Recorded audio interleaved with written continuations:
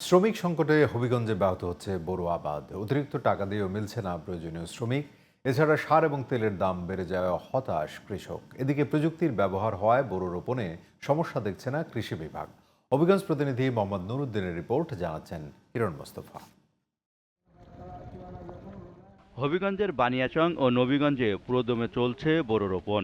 আনন্দের সময়টিতে কৃষকের কপালে ভাঁজ ফেলছে শ্রমিক সংকট, আর এ কারণেই গুনতে হচ্ছে অতিরিক্ত টাকা।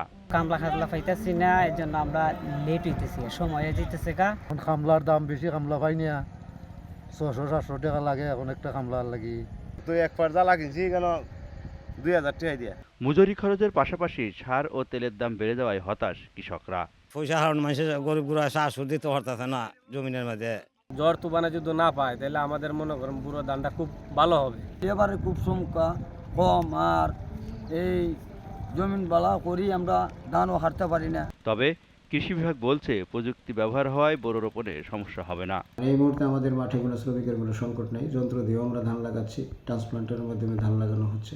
হাওরের বোরো আবাদের লক্ষ্যমাত্রা 100% অর্জিত হবে। বাকি যে নন হাওর আছে সেটা আমরা চিন্তা করতেছি যে ফেব্রুয়ারি মাসের শেষ সময়ের মধ্যেই টোটাল বোরো আবাদের লক্ষ্যমাত্রা অর্জিত হবে। জেলায় এবার 1,23,736 হেক্টর জমিতে বোরো ধান চাষাবাদের লক্ষ্যমাত্রা নির্ধারণ করা হয়েছে।